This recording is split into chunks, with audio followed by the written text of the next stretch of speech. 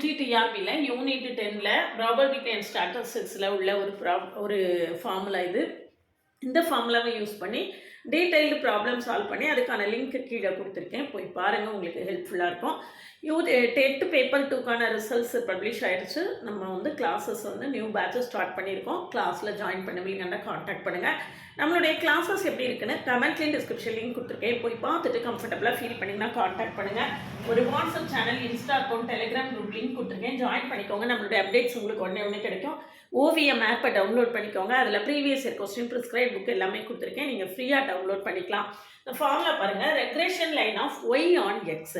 Regression line ரெண்டு உண்டு, Y on X ஒன்று, எக்ஸ் ஆன் ஒய் ஒன்று. Y minus Y bar equal to gamma sigma Y by sigma X into X minus X bar. X bar Y பாருங்கிறது mean, sigma ஒய்ங்கிறது sigma எக்ஸுங்கிறது standard deviation, காமாங்கிறது correlation coefficient.